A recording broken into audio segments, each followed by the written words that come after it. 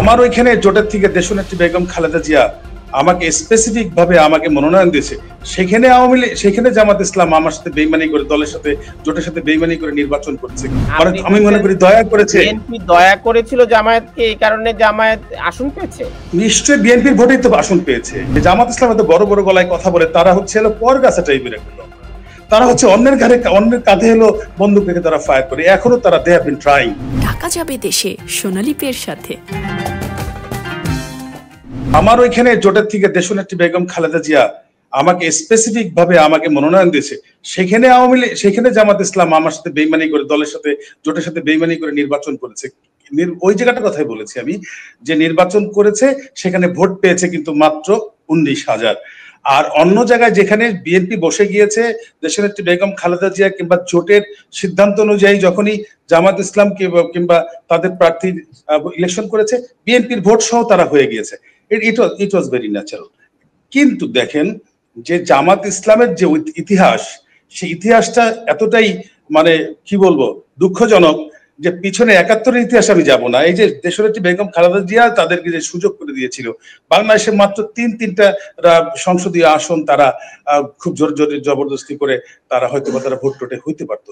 সেখান থেকে দেশনেত্রী বেগম খালেদা জিয়া তাদের লোডটা তার নিজের কাঁধে নিয়ে, কিন্তু এত বড় একটা দেশদরদী মানবী একটা মানুষ, যাকে আমরা গণতন্ত্রের মা বলে সম্বোধন করি, জামাত ইসলামের জন্য যা করেছে, জামাত ইসলামের যে মানে কি বলে যে স্বাধীনতার বিপক্ষের শক্তি হিসেবে জামাত ইসলাম এদেশে এস্টাবলিশড একটা নাম। কিন্তু দেশনেত্রী বেগম খালেদা জিয়ার দল, শহীদ রাষ্ট্রপতি জিয়াউর রহমানের দল, যে মুক্তিযুদ্ধের ঘোষণায় শুধু দেয় নাই, তিনি মুক্তিযুদ্ধে সম্মুখ সমরের যুদ্ধে নেতৃত্ব দিয়েছেন। সেই দেশনেত্রী বেগম খালেদা জিয়া বাংলাদেশের সর্বপ্রথম মহিলা মুক্তিযোদ্ধা। তাকে নিগৃহীত করা হয়েছে, পাকিস্তানি আর্মিরা তাকে আটকে রেখেছিল, তার 2 সন্তান সহ আটকে রেখেছিল। জিয়াউর রহমান সম্মুখ সমরে যুদ্ধ করছে। সেই মানুষ যখন জামাত ইসলামকে কাঁধে নিয়ে যখন পথ চলা শুরু করলো, সেই জামাত ইসলামকে দেশনেত্রী বেগম খালেদা জিয়া দয়া করেছিল, দয়া করে তাদেরকে যখন দিয়েছে যে ঠিক আছে এখানে জামাত নির্বাচন করুক, এখানে বিএনপির প্রার্থী থাকবে না, তখন কিন্তু জামাত ইসলাম 10টা, 15টা, 20টা, 30টা এরকম করে সিট পেয়েছে। আপনি দেখেন দেশনেত্রী বেগম খালেদা জিয়ার যাদেরকে এইভাবে করে, যাদের আমি মনে করি দয়া করেছে, বিএনপি দয়া করেছিল জামায়াতকে, এই কারণে জামায়াত আসন পেয়েছে। নিশ্চয়ই বিএনপির ভোটেই তো আসন পেয়েছে। বিএনপির ভোটটা প্লাস হয়েছে না জামাতের সাথে। আপনি দেখেন ফরিদপুরে 111-এর পরে 2008 সালে যে সংসদ নির্বাচনটা হয়েছে, সেখানে কিন্তু মুজাহিদ সাহেব, ওনাদেরই সাবেক দলের যে সেক্রেটারি, সাধারণ সম্পাদক, তাকে ফ্যাসিস্ট তাকে হত্যা করেছে, বিচারের নামে অবিচার করেছে আমরা মনে করি, তাকে ফাঁসিতে ঝুলিয়েছে। উনি কিন্তু আমার ফরিদপুর শহরের মানুষ। হি ওয়াজ নাইস ম্যান। আমি যতটুকু জানি মুজাহিদ সাহেব ওয়াজ নাইস ম্যান। ভুল ছিল কিনা বিএনপি না, ওইখানে বিএনপির একটা জায়ান্ট লিডার ছিলেন প্রয়াত নেতা কামাল ইবনে ইউসুফ সাহেব। আপনি নিশ্চয়ই তার নাম জানেন।